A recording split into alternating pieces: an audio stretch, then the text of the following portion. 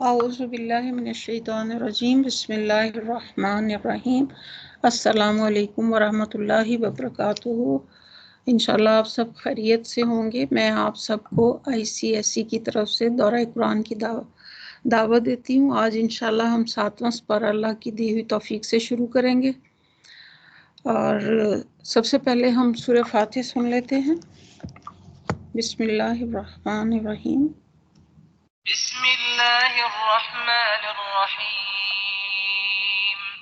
अल्हम्दुलिल्लाहि रब्बिल आलमीन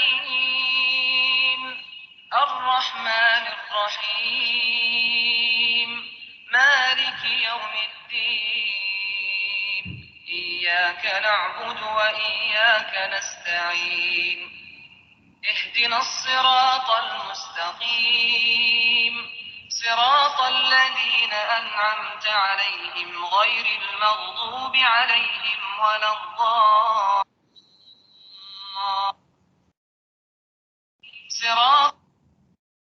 صراط الذين أنعمت عليهم غير المغضوب عليهم ولا الضالين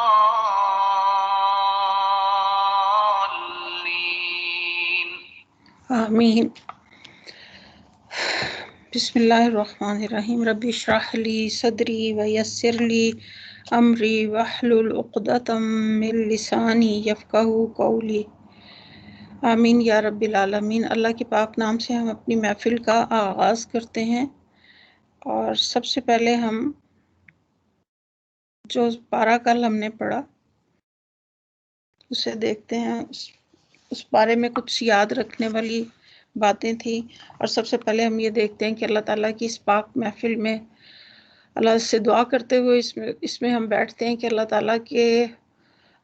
ताला ने जो खुशखबरी आप सल्लल्लाहु अलैहि वसल्लम के ज़रिए हम तक भेजी है कि इस महफिल को अल्लाह के पाक फरिश्ते अपनी उससे ढांप लेते हैं। और वो फरिश्ते जो हैं वो जाके अल्लाह की बारगाह में बताते हैं कि फ़लाँ घर में या फ़लाँ जगह पे अल्लाह तेरे बंदे इकट्ठे बैठ के ज़िक्र कर रहे थे। तो अल्लाह ताला ऐसी महफ़िलों के ऊपर अपनी बरकत और सकीनत नाजिल करता है और मलाए आला में उसका ज़िक्र करता है। तो अल्लाह ताला से हम दुआ करते चले जाते हैं कि अल्लाह ताला हमारी इस महफ़िल को उस दर्जे में कबूल फरमाए और हमारा आना बैठना यहाँ सबका कबूल फरमाए। आमीन सुमा आमीन। इंशाल्लाह हम देखते हैं कि जो छठा पारा था उसमें कुछ अहम पॉइंट्स थे। सबसे पहला ये था कि अगर हम चाहते हैं कि अल्लाह रब्बुल आलमीन हमें माफ़ कर दें तो हमें चाहिए कि हम लोगों को माफ़ कर दें। ये बहुत अहम पॉइंट था कि हमें चाहिए कि हम लोगों के साथ भी दरगुजर का मामला करें। अगर हम चाहते हैं कि अल्लाह ताला हमारे साथ दरगुजर का मामला करें तो हमें भी चाहिए कि लोगों की छोटी छोटी गलतियों को या बड़ी हों या जो भी हों उन्हें हम माफ़ कर दें ताकि हमारे दिलों की सफाई हो जाए। इसी तरह जुल्म को दूर करने के लिए भी जुल्म नहीं करना चाहिए। अल्लाह ताला को बुरी बात जो है वो पसंद नहीं है कि आप मुंह से निकालें, लेकिन उसके बाद फिर अगर कोई दुश्मन भी हो तो अदलो इंसाफ पर कायम रहना चाहिए। फिर हमने पढ़ा नेकी और तकवे के कामों में एक दूसरे का हमें साथ देना चाहिए, क्योंकि अकेले नेकी इस तरह नेकी का काम करना या कोई ऐसा काम करना जिसमें आप अकेले कर सकते हैं, लेकिन कुछ काम ऐसे होते हैं कि जिनमें हमें पूरे ग्रुप की ज़रूरत होती है। तो उन सब के साथ जो है मिलजुल कर काम करना। और अल्लाह ताला बुराई को बुलंद आवाज़ से नशर करने और फैलाने को नापसंद करता है। बात यह है कि हमें पता होना चाहिए कि हमारा मसला ऐसे शख्स के आगे रखने से हल हो जाएगा, तो सिर्फ हमें उस तक ये बात पहुंचानी चाहिए, ना कि हम जगह जगह पे ऐसी बातें फैलाएं। फिर अल्लाह ताला ने फरमाया आयत में कि अल्लाह ताला का तकवा अख्तियार करते हैं रासिखुल इल्म वाले, जो इल्म वाले होते हैं, बंदों के साथ आजी का मामला करते हैं और दुनिया से बेरग़बत होते हैं और अपने नफ्स के साथ सख्ती बरतते हैं। पूरे पारे का जो बुनियादी पैगाम था और जो बार बार इसमें सबक दिया गया था वो दरगुजर करने का था, अल्लाह की मोहब्बत। और फिर ये भी बताया कि अल्लाह ताला की मोहब्बत सिर्फ तमन्नाओं से हासिल नहीं होती, उसके लिए बहरहाल बहुत मेहनत और मुशक्क़त करनी पड़ती, क्योंकि अल्लाह की जन्नतें इतनी फालतू नहीं है। फिर आगे अल्लाह ताला फरमाते हैं कि علم والوں کے لیے تمام مخلوق بخشش کی دعائیں فرماتی ہیں۔ آپ صلی اللہ علیہ وسلم نے فرمایا علم والوں کے لیے تمام مخلوق بخشش کی دعائیں کرتی ہیں، حتیٰ کہ سمندر میں مچھلیاں بھی۔ یعنی آپ علم میں مشغول ہوتے ہیں اور بعض اوقات اپنے لیے دعا کا وقت نہیں ہوتا، تو خاص طور پر استغفار کسی اور عمل میں ایسی دعائیں نہیں ملتی جیسے علم کے سیکھنے اور سکھانے میں ملتی۔ آپ صلی اللہ علیہ وسلم نے فرمایا یقیناً اللہ اور اس کے فرشتے اور تمام اہل زمین اور اہل آسمان، یہاں تک کہ چیونٹیاں اپنے سوراخ اور مچھلیاں بھی اس شخص کے لیے دعائے خیر بھیجتی ہیں اور رحمت کی دعا کرتی، جو اللہ کی باتیں سکھاتے ہیں اور سیکھتے ہیں۔ اللہ تعالیٰ نے ان تمام کے اوپر جو ہے برکت بھیجی ہے۔ کرنے کا کام کیا کہ سیکھی ہوئی جو ہم باتیں یہاں پہ سیکھتے ہیں یا شیئر کرتے ہیں یا پڑھتے ہیں، ہمیں چاہیے کہ وہ ہم آگے شیئر کریں، اور علم کے ذریعے جنت کے راستے بھی آسان ہو جاتے ہیں۔ بہت زیادہ ہمیں استغفار کرنا چاہیے۔ آپ صلی اللہ علیہ وسلم نے فرمایا جب انسان مر جاتا تو اس کے تمام اعمال منتقل ہو جاتے ہیں سوائے 3 چیزوں کے، ایک صدقہ جاریہ یا ایسا علم جو نفع مند ہو، یا نیک اولاد جو اس کے لیے دعا کرے۔ دوسری جگہ آپ صلی اللہ علیہ وسلم نے فرمایا مومن کو اپنی وفات کے بعد جو اس کے عمل اور اس کی اچھائیاں پہنچتی، ان میں یہ بھی ہے کہ جس علم کے ذریعے اس نے تعلیم دی اور اسے پھیلایا، یعنی مرنے کے بعد بھی نفع کا سلسلہ جاری رہتا ہے، مرنے کے بعد بھی آپ کا پروفٹ آپ کو ملتا ہے۔ اس کے علاوہ نیک اولاد جو پیچھے چھوڑی، قرآن مجید کا نسخہ جو کسی وراثت میں ملا ہو، یعنی آپ کا قرآن تھا یا آپ نے اسے کسی کو لے کر دیا جس سے وہ پڑھ رہا ہے، اور مسجد جو آپ نے تعمیر کرائی۔ اللہ سبحانہ و تعالیٰ پوری نیت، شوق اور جذبے کے ساتھ ہمیں اس علم کو حاصل کرنے کی توفیق عطا فرمائیں۔ اعوذ باللہ من الشیطان الرجیم، بسم اللہ الرحمن الرحیم۔ آج کا ہم اپنا جو ہے پارہ شروع کرتے ہیں۔ پہلے ہم تلاوت سن لیتے ہیں۔ بسم اللہ الرحمن الرحیم۔ وَإِذَا سَمِعُوا مَا أُنزِلَ إِلَى الرَّسُولِ تَرَىٰ أَعْيُنَهُمْ تَفِيضُ مِنَ الدَّمْعِ مِمَّا عَرَفُوا مِنَ الْحَقِّ يَقُولُونَ رَبَّنَا آمَنَّا فَاكْتُبْنَا مَعَ الشَّاهِدِينَ وَمَا لَنَا لَا نُؤْمِنُ بِاللَّهِ وَمَا جَاءَنَا مِنَ الْحَقِّ وَنَطْمَعُ أَن يُدْخِلَنَا رَبُّنَا مَعَ الْقَوْمِ الصَّالِحِينَ فَأَثَابَهُمُ اللَّهُ بِمَا قَالُوا جَنَّاتٍ تَجْرِي مِن تَحْتِهَا الْأَنْهَارُ خَالِدِينَ فِيهَا وَذَلِكَ جَزَاءُ الْمُحْسِنِينَ وَالَّذِينَ كَفَرُوا وَكَذَّبُوا بِآيَاتِنَا أُولَئِكَ أَصْحَابُ الْجَحِيمِ لُعِنَ الَّذِينَ كَفَرُوا مِن اعوذ باللہ من الشیطان الرجیم، بسم اللہ الرحمن الرحیم۔ 83 سے شروع کرتے ہیں۔ سورہ مائدہ آیت نمبر 83 ہے۔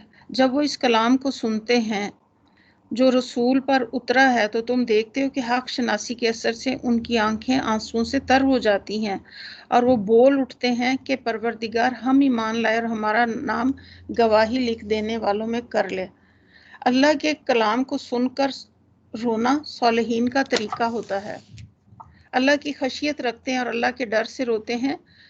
یہاں یہی بات ذکر کی گئی کہ اور اللہ سے ڈرتے روتے ہیں۔ جب اللہ کا کلام سنتے ہیں لیکن بے ہوش نہیں ہوتے، وہ اللہ سے دعائیں کرتے رہتے ہیں اور سوال کرتے ہیں لیکن چلاتے نہیں۔ تو ہمیں بھی جب اللہ کا کلام ہمارے سامنے پڑھا اور پڑھایا جاتا ہے، ہمیں بھی اللہ رب العالمین سے دعائیں جو ہے وہ کرتے رہنا چاہیے۔ اللہ تعالیٰ نے ایسی کتاب نازل کی ہے جو بہترین ہے۔ سورہ زمر آیت نمبر 23 میں اللہ رب العالمین فرماتے ہیں اللہ نزل احسن الحدیث کتابنا متشابہا مثانیہ تقشعر منہ جلود الذین یخشون ربهم ثم تلین جلودهم وقلوبهم الی ذکر اللہ ذالک ہدی اللہ یہدی بہ من یشاء ومن یضلل اللہ فما لہ من ہاد۔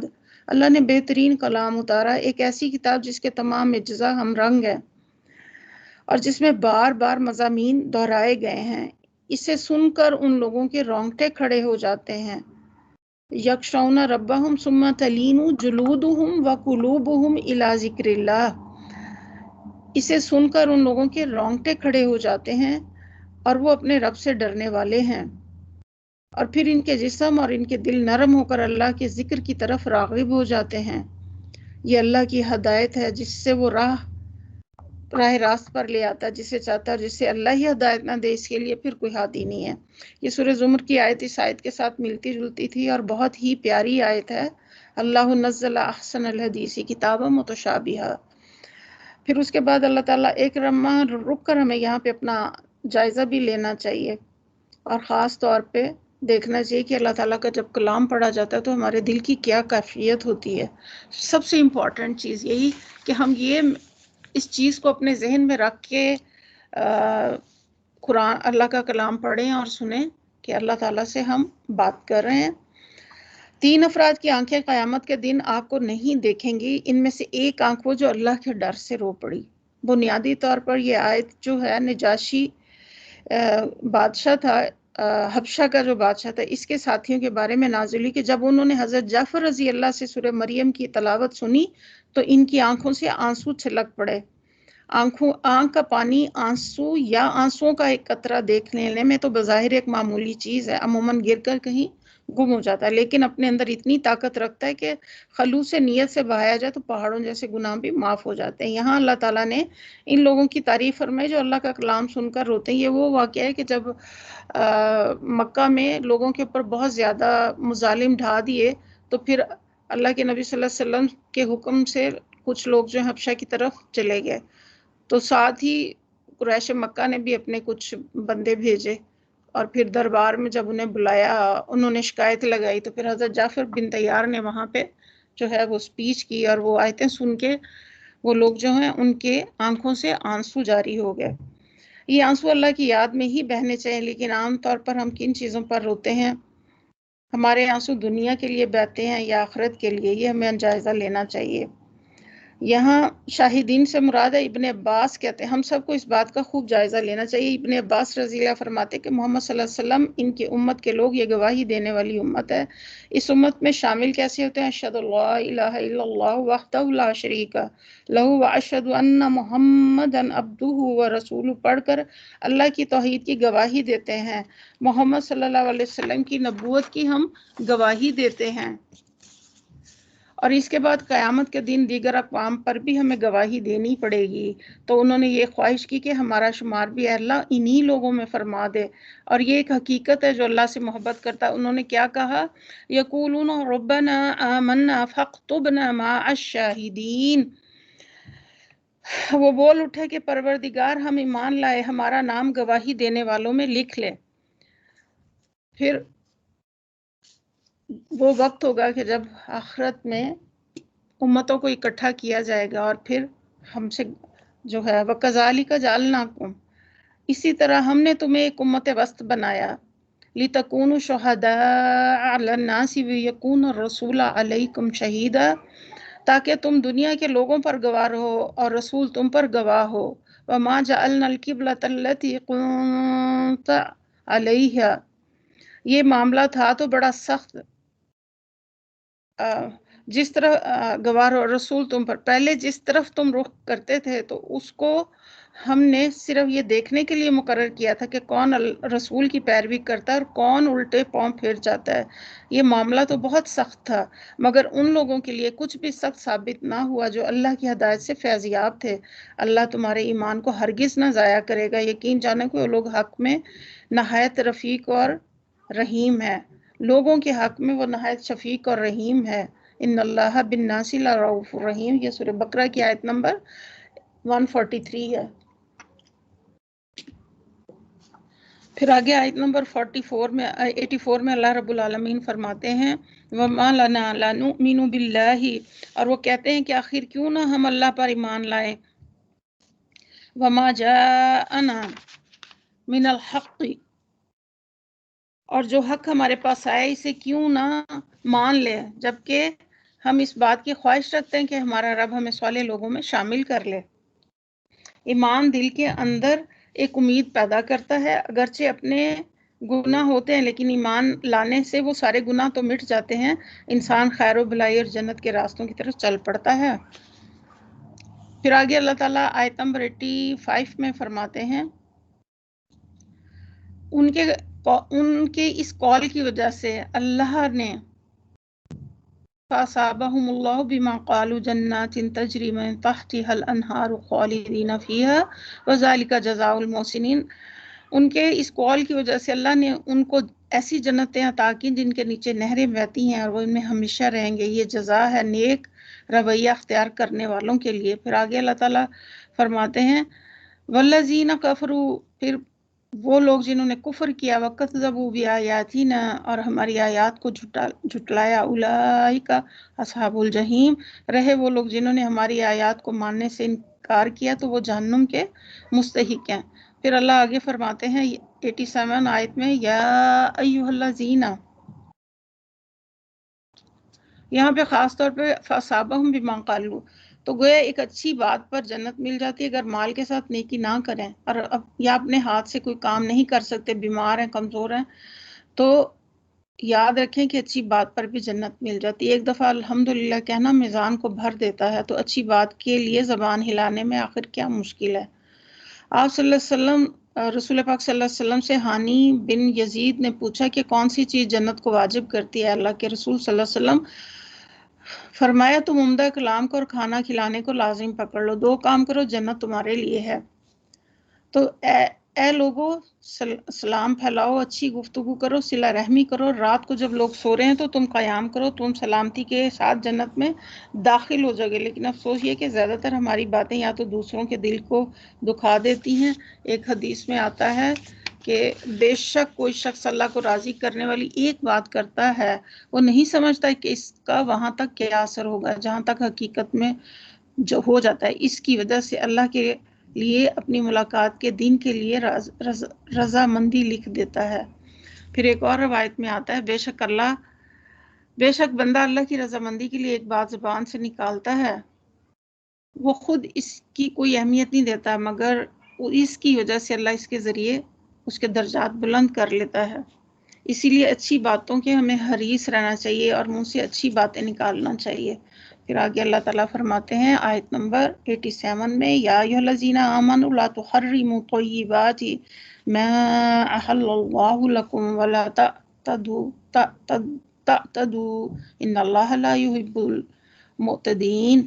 اے لوگوں جو ایمان لائے، جو پاک چیزیں اللہ نے تمہارے لیے حلال کی ہیں انہیں حرام نہ کر لو، حد سے تجاوز نہ کرو، اللہ کو زیادتی کرنے والے سخت ناپسند ہیں۔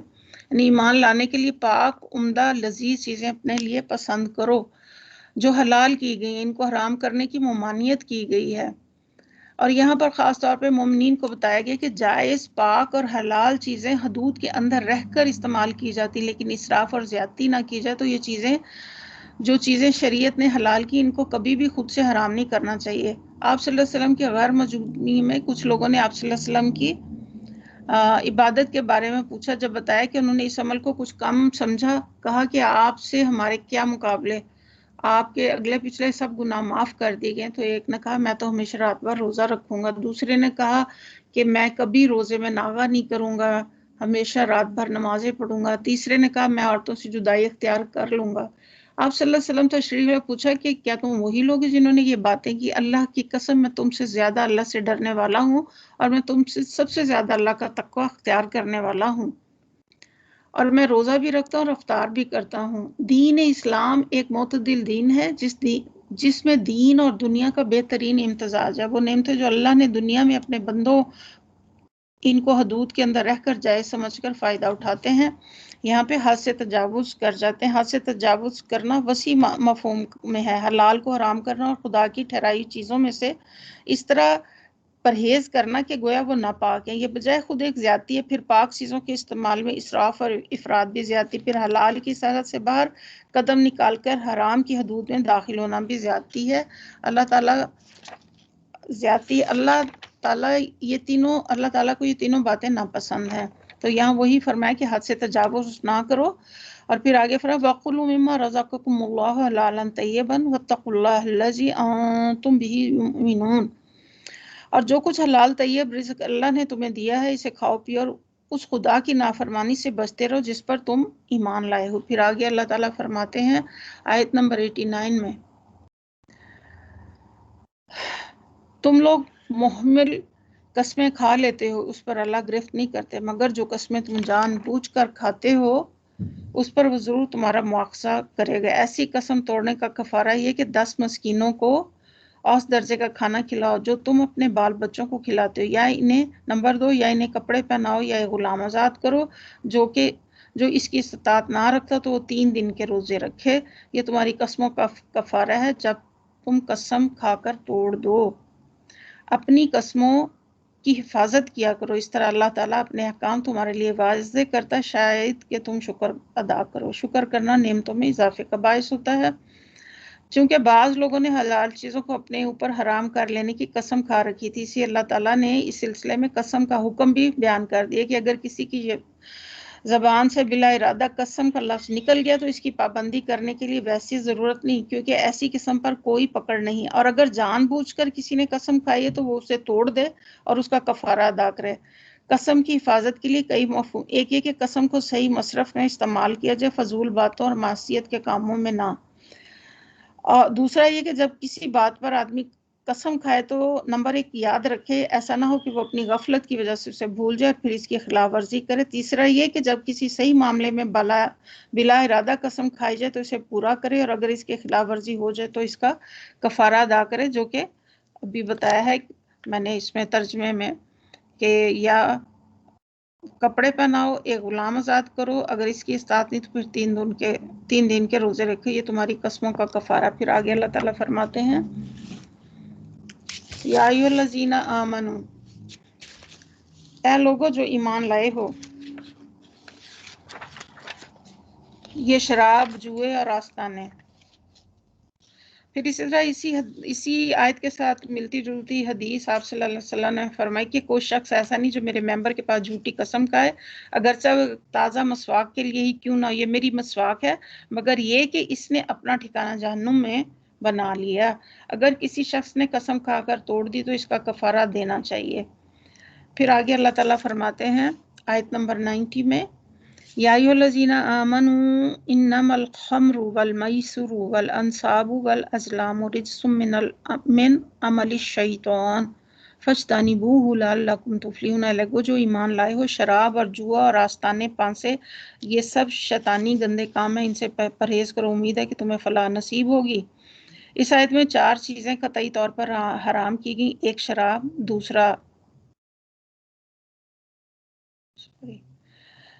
شراب، دوسرے نماز، قمار بازی، تیسرے وہ معاملہ جو اللہ کے سوا کسی دوسرے کی عبادت کرنے یا اللہ کے سوا کسی اور کے نام پر قربانی یا نذر و نیاز چڑھانے کے لیے بیان کیے گئے ہیں، چوتھے پانسے۔ شراب کی حرمت کے سلسلے میں اس سے پہلے 2 حکم آ چکے تھے، سورہ بقرہ آیت نمبر 219 اور سورہ نساء آیت نمبر 43۔ اب اس آخری حکم آنے سے پہلے نبی کریم صلی اللہ علیہ وسلم نے ایک خطبے میں لوگوں کو متنبہ فرما دیا کہ اللہ تعالیٰ کو شراب سخت ناپسند ہے، بعید نہیں کہ اس کی قطعی حرمت کا حکم آ جائے، لہٰذا جن لوگوں کے پاس شراب موجودی سے فروخت کر دیں، اس کی کچھ مدت بعد یہ آیت نازل ہوئی اور آپ نے اعلان کرایا کہ اب جن کے پاس شراب ہے وہ اسے نہ پی سکتے ہیں، نہ بیچ سکتے ہیں، بلکہ وہ اسے ضائع کریں۔ چنانچہ اسی وقت مدینہ کی گلیوں میں شراب بہا دی گئی۔ بعض لوگوں نے پوچھا ہم یہودیوں کو تحفتاً کیوں نہ دے دیں؟ آپ صلی اللہ علیہ وسلم نے فرمایا جس نے یہ چیز حرام کی ہے اس نے اسے تحفتاً دینے سے بھی منع فرمایا ہے۔ بعض لوگوں نے پوچھا ہم شراب کو سرکے میں کیوں نہ تبدیل کریں؟ آپ صلی اللہ علیہ وسلم نے فرمایا اس سے بھی منع فرمایا، حکم دیا کہ نہیں اسے بہا دو۔ ایک صاحب نے بااصرار دریافت کیا کہ دوا کے طور پر استعمال کی اجازت ہے تو فرمایا نہیں، وہ دوا نہیں بلکہ بیماری ہے۔ اور ایک اور صاحب نے عرض کیا اے اللہ کے رسول صلی اللہ علیہ وسلم، ہم ایک ایسے علاقے کے رہنے والے جو نہایت سرد ہے اور ہمیں محنت بہت کرنی پڑتی ہے، ہم لوگ شراب سے تکان اور سردی کا مقابلہ کرتے ہیں۔ آپ نے پوچھا جو چیز تم پیتے وہ نشہ کرتی؟ انہوں نے عرض کیا ہاں۔ فرمایا تو اس سے پرہیز کرو۔ انہوں نے عرض کیا مگر ہمارے علاقے کے لوگ تو نہیں مانیں گے۔ فرمایا اگر نہ مانے تو ان سے جنگ کرو، کیونکہ اللہ تعالیٰ نے لعنت فرمائی شراب پر، اس کے پینے والے پر، اس کے پلانے والے پر، اور بیچنے والے پر، اور خریدنے والے پر، اور کشید کرنے والے پر، اور کشید کرانے والے پر، اور ڈھو کر لے جانے والے پر، اور اس شخص پر جس کے لیے وہ ڈھو کر لے جائی گئی ہو۔ ایک اور حدیث میں آپ صلی اللہ علیہ وسلم، یہ عمر رضی اللہ نے روایت کیا تھا آپ صلی اللہ علیہ وسلم سے، اور ایک اور حدیث ہے آپ صلی اللہ علیہ وسلم نے اس دسترخوان پر کھانا کھانے سے منع فرمایا جس پر شراب پی جا رہی ہو۔ اب ابتداً آپ نے ان برتنوں تک کے استعمال کو منع فرما دیا جن میں شراب بنانی اور پی جاتی تھی۔ بعد میں شراب کی حرمت کا حکم پوری طرح نافذ ہو گیا، تب آپ نے برتنوں پر سے قید اٹھا دی۔ پھر آگے اللہ تعالیٰ فرماتے ہیں، اور نبی کریم صلی اللہ علیہ وسلم نے فرمایا کہ شراب کے متعلق 10 طرح کی لعنت کی گئی ہے، خود شراب پینے والے پر جیسے ابھی میں نے بتایا، اور اس کی قیمت کھانے والے پر، اس کے پینے والے پر، اس کے پلانے والے پر۔ اللہ تعالیٰ نے شراب اور جوئے سے منع کیا۔ پھر آگے اللہ تعالیٰ فرماتے انما یرید الشیطان، شیطان تو یہ چاہتا ہے کہ شراب اور جوئے کے ذریعے سے تمہارے درمیان عداوت اور بغض ڈال دے اور تمہیں خدا کی یاد سے غافل خدا کی یاد سے نماز سے روک دے، پھر کیا تم ان چیزوں سے باز رہو گے؟ آیت نمبر 92، اور اللہ اور اس کے رسول کی بات مانا اور باز آ جاؤ، لیکن اگر تم نے حکم عدولی کی تو جان لو کہ ہمارے رسول پر بس صرف صاف صاف حکم پہنچا دینے کی ذمہ داری ہے۔ آیت نمبر 91 میں اس سے بہت سی خرابیاں پیدا ہوتی ہیں۔ کیا ہوتی ہیں؟ شراب پینے سے گھروں میں بدمزگیاں پیدا ہوتی ہیں، عقل ماری جاتی ہے، دشمنیاں پیدا ہوتی ہیں، یہ چیزیں اللہ کے ذکر اور نماز سے روک دیتی، روپے پیسے کا ضیاع بھی ہوتا ہے، اور آپس میں میاں بیوی میں بھی لڑائی جھگڑے ہوتے ہیں، کیونکہ انسان شراب پی کے بالکل جو ہے اس کا دماغ کام نہیں کرتا، پھر اس سے بہت برے فیصلے بھی ہو جاتے ہیں اس وقت لڑائی جھگڑے میں۔ اور شیطان تو یہی چاہتا ہے نا کہ شراب اور جوئے کے ذریعے سے تمہارے درمیان عداوت پیدا کر دے۔ پھر آگے اللہ تعالیٰ فرماتے ہیں اللہ اور اس کے رسول کی بات مانو اور باز آ جاؤ، اگر تم نے حکومت عدولی کی تو جان لو کہ ہمارے رسول پر صرف حکم پہنچا دینے کی ذمہ داری ہے، اللہ تعالیٰ زبردستی عمل نہیں کروانا چاہتے۔ پھر آگے اللہ تعالیٰ فرماتے ہیں آیت نمبر 93 میں لیس علی الذین آمنوا وعملوا الصالحات جناح فیما طمعوا اذا متقوا وآمنوا وعملوا الصالحات ثم اتقوا وآمنوا ثم اتقوا وأحسنوا واللہ یحب المحسنین، جو لوگ ایمان لائے اور نیک عمل کرنے لگے انہوں نے پہلے جو کچھ کھایا پیا تھا اس پر کوئی گرفت نہ ہوگی، بشرطے کہ وہ آئندہ ان چیزوں سے بچے رہیں جو حرام کی گئے، ایمان پر ثابت قدم رہیں اور اچھے کام کریں، پھر جس چیز سے روکا جائے اس سے رکیں، اور جو فرمان الہی ہو اسے مانیں، پھر اللہ تعالیٰ کے ساتھ نیکی کا رویہ رکھیں۔ اللہ نیک لوگوں کے کردار کو پسند کرتے ہیں۔ کھانے پینے کے معاملے میں اللہ کا خوف اور اللہ کا تقوی ضروری ہے۔ وہ یہ کہ کچھ لوگ جن کے عزیز رشتہ دار شراب کی حرمت سے پہلے فوت ہو گئے وہ بہت زیادہ پریشان ہوئے کہ وہ توبہ کیے بغیر مر گئے۔ یہاں یہ بتایا گیا ہے کہ متقی مومن ہو اور احسان کی روش پر ہو تو اللہ سبحانہ تعالیٰ اس کو معاف فرمائے گا، پھر جب کوئی حکم آئے نہ اس وقت تک ویسے بھی معافی ہے، متقی محسن مومن سے بہتر ہے۔ پھر آگے اللہ تعالیٰ آیت نمبر 94 میں فرماتے ہیں اے لوگو جو ایمان لے، اللہ تمہیں اس شکار کے ذریعے سے سخت آزمائش میں ڈالے گا جو بالکل تمہارے ہاتھوں اور نیزوں کی زد میں ہوگا، یہ دیکھنے کے لیے کہ تم میں سے کون اس سے غائبانہ ڈرتا ہے، پھر جس نے اس تنبیہ کے بعد اللہ کی مقرر کی ہوئی حد سے تجاوز کیا اس کے لیے دردناک سزا ہے۔ یعنی بعض اوقات حرام چیزیں حاصل کرنا آسان ہوتی لیکن وہی انسان کے لیے بعض اوقات امتحان بن جاتی ہیں۔ یعنی آپ کو کوئی ایسی جاب، ایسا کام ملا جس میں بڑی زبردست آمدنی ہے، سہولتیں آپ کو ضرورت بھی ہے، آپ صرف اس لیے چھوڑ دیتے ہیں کہ اس سے میرا رب ناراض ہو جائے گا۔ اسی طرح مسلمان صلح حدیبیہ کے سفر میں جا رہے تھے تو احرام کی حالت میں شکار ان کے ہاتھوں کی پہنچ میں تھا، ان کو ضرورت بھی تھی لیکن انہوں نے اپنے ہاتھ کو روکے رکھا۔ یہ انسان کی خشیت کا امتحان ہوتا ہے۔ بعض جگہیں بعض کام ایسے ہوتے ہیں کہ کوئی آپ کو نہیں دیکھ رہا ہوتا، صرف آپ کا رب دیکھ رہا ہوتا ہے، تو آپ رب کی خاطر غلط کام نہیں کرتے، خواہ آپ کو کتنا بھی پسند ہو۔ اسی طرح ٹی وی کے اوپر، اسکرین کے اوپر بری چیزیں دیکھنا، اگر اللہ کا ڈر ہے تو آپ گندی فضول چیزیں، ایسی چیزیں جو کہ فیملی کے ساتھ بھی آپ بیٹھ کے نہیں دیکھ سکتے، آپ ہرگز نہیں دیکھ سکیں گے۔ شوہر کو بیوی کا ڈر یا بیوی کا شوہر کا ڈر یا باپ کا ڈر کسی کو نہیں روک سکتا، کیونکہ کچھ لوگ غلط کام کرنے کی اتنی عادی ہوتے ہیں کہ ان کے دل کی غذا پھر حرام چیزیں بن جاتی ہیں، یعنی کہ پھر وہ دل کو تسکین نہیں ہوتی جب تک کہ وہ اس طرح کی بیہودہ چیزیں دیکھ نہ لیں۔ اور ان تمام چیزوں کے روکنے کا صرف ایک ہی طریقہ ہے کہ اللہ کا تقوی اختیار کیا جائے، اور ان حرام کاموں میں پڑنے سے زندگی اور رزق میں بھی بے برکتی ہوتی ہے اور وقت کا بھی غلط استعمال ہوتا ہے۔ پھر آگے اللہ تعالیٰ فرماتے ہیں آیت نمبر 96 میں، جس نے اس تنبیہ کے بعد اللہ کی مقرر کی حدوں سے اس کے لیے دردناک سزا ہے۔ لوگوں جو ایمان لے احرام کی حالت میں شکار نہ مارو، اگر تم میں سے کوئی جان بوجھ کر ایسا کر گزرے تو جو جانور اس نے مارا ہو اس کے ہم پلہ ایک جانور سے مویشیوں میں سے نظر دینا ہوگا، جس کا فیصلہ تم میں سے 2 عادل کریں گے، اور یہ نذرانہ کعبہ پہنچایا جائے گا یا نہیں، تو اس کے گناہ کا کفارے میں چند مسکینوں کو کھانا کھلانا ہوگا، یا اس کے بقدر 2 روزے رکھنے ہوں گے تاکہ وہ اپنی کیے کا مزہ چکھے۔ پہلے جو کچھ ہو چکا اسے اللہ نے معاف کر دیا، لیکن اب اگر کسی نے اس حرکت کا ارادہ کیا تو اس سے اللہ بدلہ لے گا، اور اللہ سب پر غالب ہے اور بدلہ لینے کی طاقت ہے۔ یعنی قربانی کا دم جو ہے، یہ تو اس آیت میں پتہ چلا کہ کعبے میں ہی دیا جاتا، غلطی کو بار بار دہرانا نہیں چاہیے ورنہ اللہ کی پکڑ آ جاتی ہے۔ احرام کی حالت میں اگر کوئی ہم سے غلطی ہو جاتی ہے یا کوئی، تو اس کے لیے دم ہے۔ پھر حالت احرام، پھر آگے آیت نمبر 96 میں اللہ تعالیٰ فرماتے ہیں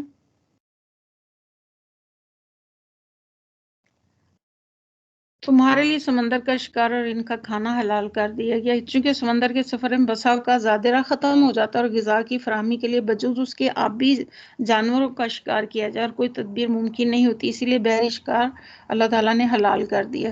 اللہ نہایت غفور الرحیم ہے، اور ہمارے دین میں کسی قسم کی کوئی سختی نہیں، جہاں تم ٹھہرے ہو وہاں بھی اسے کھا سکتے اور قافلے کے لیے زیادہ راہ بھی بنا سکتے، البتہ خشکی کا شکار جب تم احرام کی حالت میں ہو تو تم پر حرام کیا ہے کہ پس بچو اس خدا کی نافرمانی سے جس کی پیشی میں تم سب کو گھیر کر حاضر کیا جائے گا۔ حالت احرام میں ابھی میں نے بتایا کیونکہ شکار کے علاوہ بھی غذائیں مل جاتی، لیکن سمندر کی حالت میں حالت احرام کا شکار حلال کر دیا گیا اللہ تعالیٰ نے۔ یہ بات حکمت کی، اور ہمیں حکمت کی باتیں بتانا ضروری ہے اللہ تعالیٰ نے۔ اس طرح پھر آگے اللہ فرماتے ہیں 97 آیت میں، اللہ نے مکان محترم کعبہ کو لوگوں کے لیے اجتماعی زندگی کا قیام کا ذریعہ بنایا، اور ماہ حرام اور قربانی کے جانور اور کلادوں کو بھی اس مقام میں معاون بنا دیا تاکہ تمہیں معلوم ہو جائے کہ اللہ آسمان اور زمین کے سب حالات سے باخبر ہے۔ عرب میں کعبے کی حیثیت محض ایک مقدس عبادت گاہ ہی نہ تھی، بلکہ اپنی مرکزیت اور تقدس کی وجہ سے پورے ملک کے معاشی اور تمدنی زندگی کا سہارا بنا ہوا تھا۔ جیسے یہاں نا اللہ زمینوں اور آسمانوں کا مالک ہے، حج اور عمرے کے لیے سارا ملک اس کی طرف کھنچ کر آتا تھا، اور اجتماع کی بدولت انتشار کے مارے اربوں میں وحدت کا رشتہ پیدا ہوتا تھا۔ اور پھر جب لوگ آتے تھے تو یہاں پہ جو بھی کھانا پینا یا رہائش کا انتظام ہوتا تھا، اس سے ان لوگوں کو جو مقامی لوگ تھے انہیں فائدہ بھی ہوتا تھا۔ اور وَأَنَّ اللَّهَ بِكُلِّ شَيْءٍ عَلِيمٌ، اور اسے اللہ کو ہر چیز کا علم ہے۔ یعنی اگر تم اس انتظام پر غور کرو، تمہیں خود اپنے ملک کی تمدنی اور معاشی زندگی ہی میں اس امر کی شہادت مل جائے کہ اللہ تعالیٰ اپنی مخلوق کے اور اس کی ضروریات کا کیسا مکمل اور گہرا علم رکھتا ہے، اور اپنے ایک حکم کے ذریعے سے انسانی زندگی کے کتنے کتنے شعبوں کو فائدہ دیتا ہے۔ یعنی بد امنی کے یہ سینکڑوں برس آپ صلی اللہ علیہ وسلم کے ظہور سے پہلے گزرے، ان میں تم خود اپنے مفاد سے ناواقف تھے اور اپنے آپ کو تباہ کرنے پر تلے ہوئے تھے، مگر اللہ تمہاری ضرورتوں کو جانتا تھا، اور اس نے صرف ایک کعبہ کی مرکزیت قائم کر کے تمہارے لیے وہ انتظام کیا جس کی بدولت تمہاری زندگی برقرار رہی۔ دوسری بے شمار باتوں کو چھوڑ کر اگر صرف اسی ایک بات پر ہی دھیان کرو تو تمہیں یقین حاصل ہو جائے کہ اللہ نے جو احکام تمہارے لیے دی ان کی پابندی میں تمہارے اپنے لیے بھلائی ہے، اور ان میں تمہارے لیے وہ مصلحتیں پوشیدہ جس کو تم نہ تو سمجھ سکتے اور نہ ان تدبیروں سے پورا کر سکتے ہو۔ یعنی اللہ تعالیٰ جانتے ہیں کہ اللہ تعالیٰ نے یہ ساری چیزیں کیوں کی۔ اعلموا ان اللہ شدید العقاب وان اللہ غفور الرحیم، اور اللہ سزا دینے میں سخت ہے اور اس کے ساتھ بہت زیادہ درگزر کرنے والا بھی ہے۔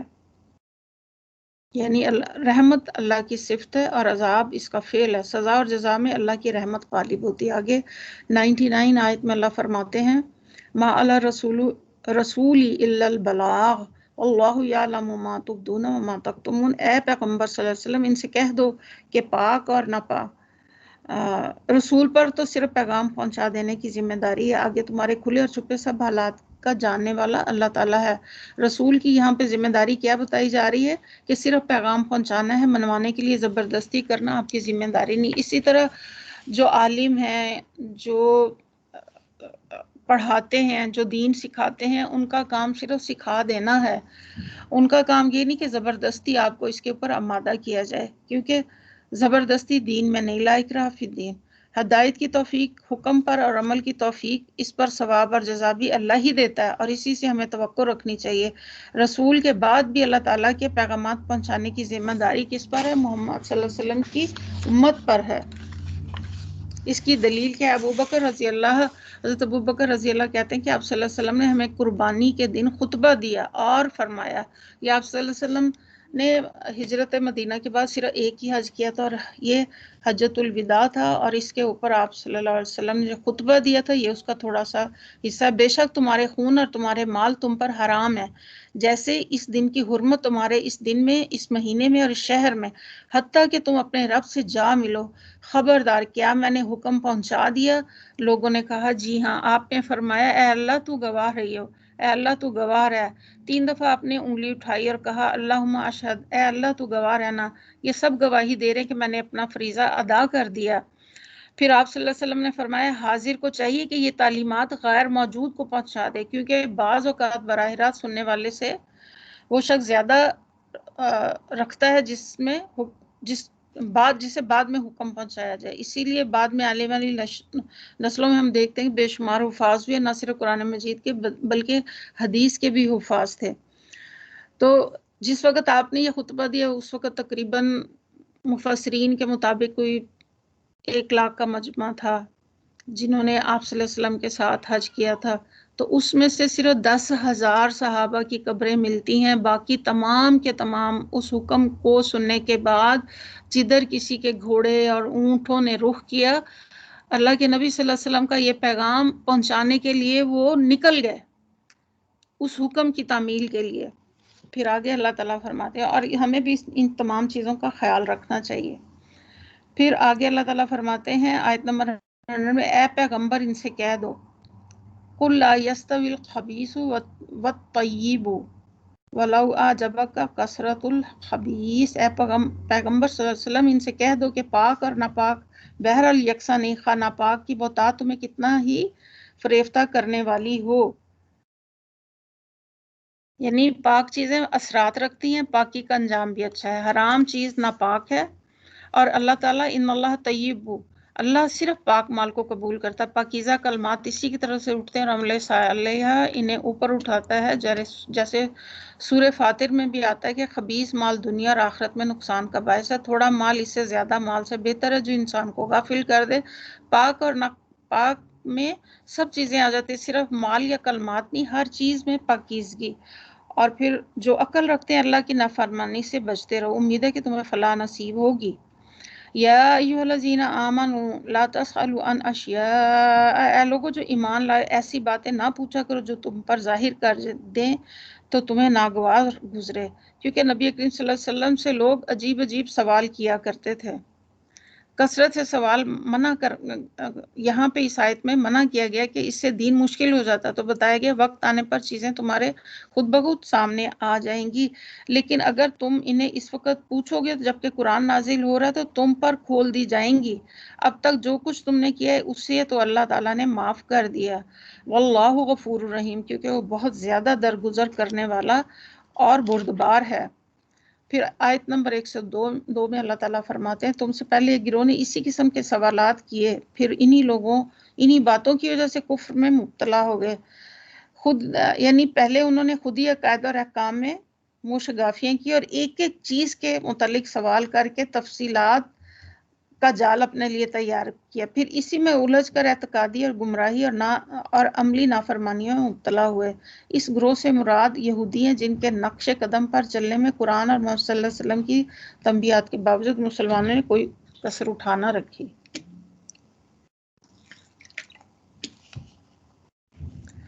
फिर वो लोग इन्हीं बातों की वजह से कुफर में मुब्तला हुए। अल्लाह ने ना कोई बहीरा मुकर्रर किया है, बहीरा ऊँटनी को अरबी में कहते हैं, ना साहिबा, ना ऊँट और ना वसीला और ना हाम, मगर ये काफिर अल्लाह पर झूठी तोहमतें लगाते हैं। अक्सर उन ला याक़िलून में से अक्सर बेअक्ल ऐसे वहमियात को मान रहे हैं। फिर आगे अल्लाह ताला फरमाते हैं आयत नंबर 104 में, और जब इनसे कहा जाता है ताअलू इला मा अंज़लल्लाहु व इलर रसूली क़ालू हस्बुना मा वजदना अलैहि आबाअना अवलौ काना आबाउहुम ला यअलमूना शैअन व ला यहतदून। तो बस यही आओ पैगंबर की तरह जो जवाब देते हैं कि हमारे लिए तो बस वही तरीका काफ़ी जिस पर हमने अपने बाप दादा को पाया है। क्या ये बाप दादा ही तकलीद किए चले जाएंगे, खा वो कुछ ना जानते हैं और सही रास्ते की इन्हें खबर तक न हो। और दीन के मामलात में ख़ास तौर पे बाप दादा के कौल की कोई हैसियत नहीं। जब आपको कोई इबादत काम समझ कर करना है, यानी कि मेरी सास ने मुझे ये कहा और मैं इसलिए ये करती हूँ, इसकी क्या दलील है? अगर नहीं दलील तो हमें ये काम छोड़ देना चाहिए। बहुत से लोग गलत काम सिर्फ इसलिए करते रहते हैं कि वो इनका फैमिली का एक रवाज है, इनके माँ बाप किया करते थे, पर ये दलील है तो ये दलील आखिरत में कबूल नहीं होगी। किसी भी नेकी के काम को करने के लिए कुरान और सुन्नत से दलील होना ज़रूरी है। लोगों के लिए दीन ज़ाया करने का एक बड़ा सबब अल्लाह की नाज़िल करदा हदायत को छोड़कर आबा की तकलीद है। और ये सिर्फ इबादत के मामले में नहीं, बाज़ औक़ात दीन और कल्चर के नाम पर भी कुछ ऐसी चीज़ें हराम हैं जिन्हें अल्लाह ने इन्हें हराम किया, जैसे ख़ानदान और ज़ात से बाहर शादी नहीं करेंगे। तो इन चीज़ों के बारे में हमें सोचना चाहिए। इसी तरह हमने देखा कि हमारा एक्चुअली जो कल्चर है पाकिस्तानी और इंडियन, उसमें ये सब चीज़ें जो हैं जो हम शादी के दौरान करते हैं, जो भी रसूमात हैं, इस्लाम ने तो इससे मना किया, क्योंकि नबी करीम सल्लल्लाहु अलैहि वसल्लम की बासत का मकसद ये था कि जो लोगों के पीठों पे बोझ लदे हुए उन्हें उनसे हल्का कर दिया जाए। लेकिन हमने कल्चर के नाम पे इतना कुछ अपने ऊपर लाद लिया है कि वो दिन ब दिन बढ़ता चला जा रहा है, ना कि कम हो। फिर आगे अल्लाह ताला आयत नंबर 105 में फरमाते हैं, ऐ लोगों जो ईमान लाए हो, या अय्युहल्लज़ीना आमनु अलैकुम अनफुसकुम, अपनी फ़िक्र करो, किसी दूसरे की गुमराही से तुम्हारा कुछ नहीं बिगड़ता अगर तुम राह रास्त पर, यानी बजाय इसके कि आदमी हर वक्त ये देखता रहे कि फ़लाँ क्या करता है और फ़लाँ के अकीदे में क्या है ख़राबी और फ़लाँ के अमाल क्या है। इससे ये देखना चाहिए वो खुद क्या कर रहा है। इससे फ़िक्र अपने ख़यालात की, अपने इखलाक और अमाल की होनी चाहिए। ये नहीं कि हर वक्त लोगों की इस्लाह के लिए वक्त लगाता रहे, अपनी इबादत अपनी इस्लाह को भी बंदा भूल जाए।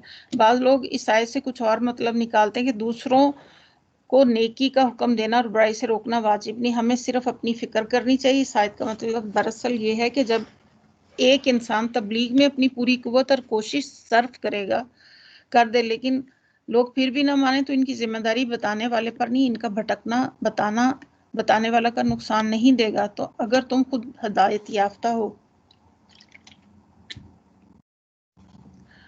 आयत नंबर 106 में अल्लाह ताला फरमाते हैं, या अय्युहल्लज़ीना आमनु, ऐ लोगों जो ईमान लाए, जब तुम में से किसी की मौत का वक़्त आ जाए और वो वसीयत कर रहा हो, तो इसके लिए शहादत का निसाब यह है कि तुम्हारी जमात में से 2 साहिबे अदल हों, यानी दीनदार, रास्तबाज और काबिल एतमाद मुसलमान आदमी गवाह बनाए जाएं। या अगर तुम सफ़र की हालत में और वहाँ मौत की मुसीबत आ जाए तो गैर मुस्लिम में से ही 2 गवाह लिए जाएं।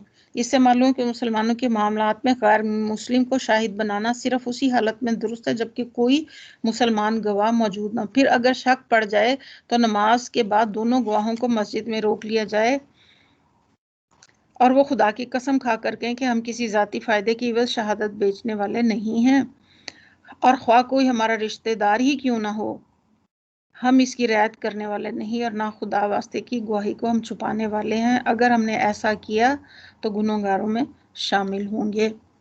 मौत को एक मुसीबत कहा, इसका कोई बदल नहीं है। अगर माल चला गया तो माल वापस मिल सकता है, लेकिन इससे बड़ी मुसीबत है कि इंसान मौत को याद ही ना करे, इसकी तैयारी ना करे, ایک موت ہی نصیحت کرنے کے لیے کافی، اگر موت کے بارے میں سنجیدگی کے ساتھ سوچا جائے۔ آپ صلی اللہ علیہ وسلم نے فرمایا کسی مسلمان کو لائق نہیں کہ وہ 3 راتیں بھی نہ گزرے مگر اس حال میں کہ اس کے پاس وصیت لکھی ہو۔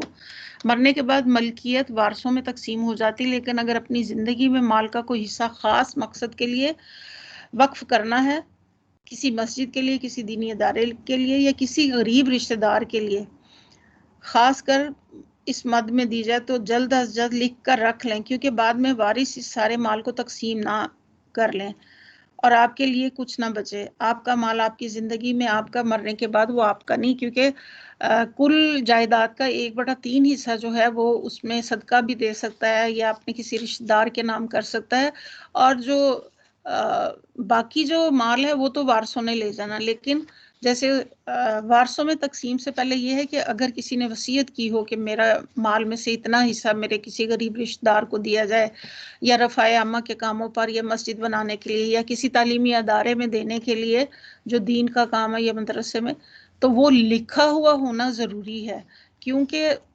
وراثت کی تقسیم جو ان تمام چیزوں کو ادا کرنے کے بعد ہوتی، جیسے کہ جو اس نے وصیت کی وہ، اور اگر اس کے اوپر کوئی قرض ہے وہ ادا کیا جائے گا، اور پھر اس کے نہلانے دھلانے اور جو بھی قبر وغیرہ کے انتظام کے سارے خرچے نکالنے کے بعد جو جائیداد بچے گی وہ پھر وارثوں میں تقسیم ہو جائے گی، اور وصیت مال کے 1/3 حصے پر ہی ہو سکتی ہے۔ عبداللہ بن عمر رضی اللہ فرماتے ہیں جب میں نے اللہ کے رسول صلی اللہ علیہ وسلم سے یہ فرمان سنا تو اس وقت سے میری وصیت میرے پاس موجود رہتی ہے۔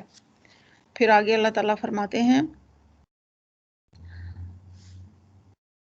لیکن اگر پتہ چل جائے تو ان دونوں نے اپنے آپ کو گناہ میں مبتلا کیا ہے تو پھر ان کی جگہ 2 اشخاص جو اس کی بنسبت شہادت دینے کے لیے اہلکار ہوں ان لوگوں میں سے کھڑے ہوں جن کی حق تلفی ہوئی ہو، اور اللہ کی قسم کھا کر کہیں کہ ہماری شہادت ان کی شہادت سے زیادہ برحق ہے اور ہم نے اپنی گواہی میں کوئی زیادتی نہیں کی ہے۔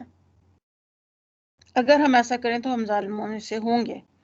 اس طریقے سے زیادہ توقع کی جاتی، ذالک ادنیٰ، اس طریقے سے زیادہ توقع کی جا سکتی ہے کہ لوگ ٹھیک ٹھیک شہادت دیں گے، کم از کم اس بات ہی کا خوف کریں گے کہ ان کی قسموں کے بعد دوسری قسموں سے کہیں ان کی تردید نہ ہو جائے۔ اللہ سے ڈرو اور سنو، اللہ نافرمانی کرنے والوں کو اپنی رہنمائی سے محروم کر دیتا ہے۔ اس کا مطلب یہ کہ پھر آگے اللہ تعالیٰ فرماتے ہیں اللہ جس روز اللہ سب رسولوں کو جمع کر کے پوچھیں گے تمہیں کیا جواب دیا، پوچھے گا کہ تمہیں کیا جواب دیا گیا، تو وہ عرض کریں گے کہ ہمیں کچھ علم نہیں، آپ ہی تمام پوشیدہ حقیقتوں کو جانتے ہیں۔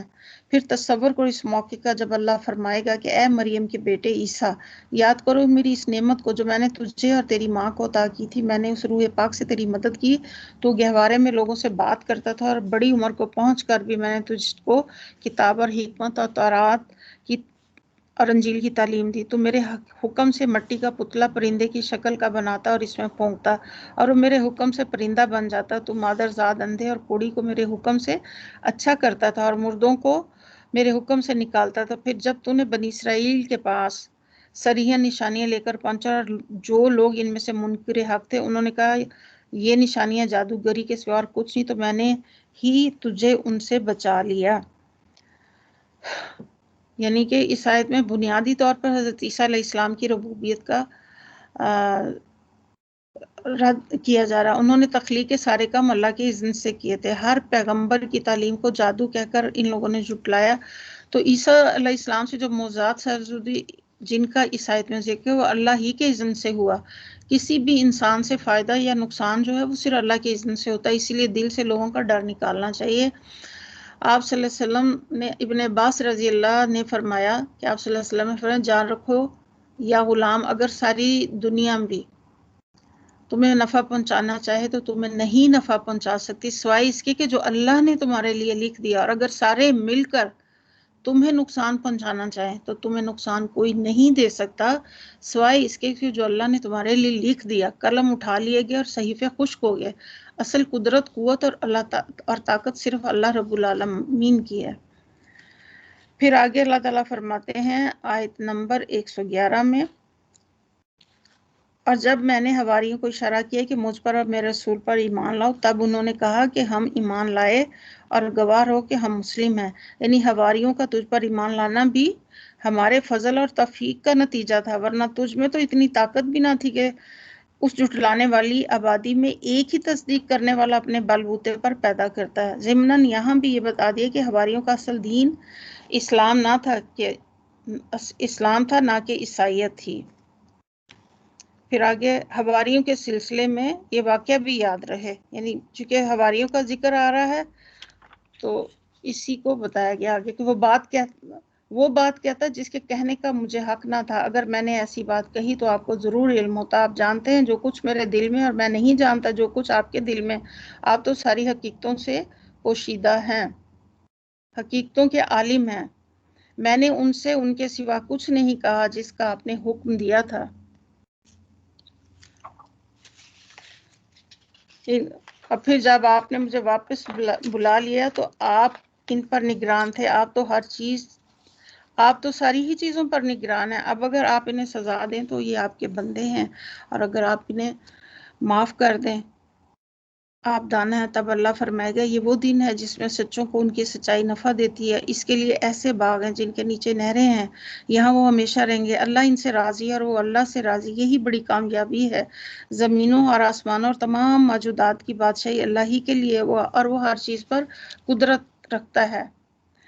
قیامت کے دن کیا چیز کام آنے والی ہے؟ صرف سچائی۔ حضرت عبداللہ بن مسعود سے روایت ہے کہ آپ صلی اللہ علیہ وسلم نے فرمایا، بے شک سچائی نیکی کا راستہ دکھاتی ہے اور نیکی جنت کی طرف لے جاتی ہے، اور آدمی سچ بولتا رہتا ہے یہاں تک کہ وہ صدیق کا مرتبہ حاصل کرتا ہے۔ جھوٹ برائی کا راستہ ہے اور برائی آگ کی طرف لے جاتی ہے، اور آدمی جھوٹ بولتا رہتا ہے۔ پھر یہاں پہ ہماری سورہ مائدہ ختم ہوئی اور آگے سورہ انعام جو ہے وہ شروع ہوتی ہے انشاءاللہ۔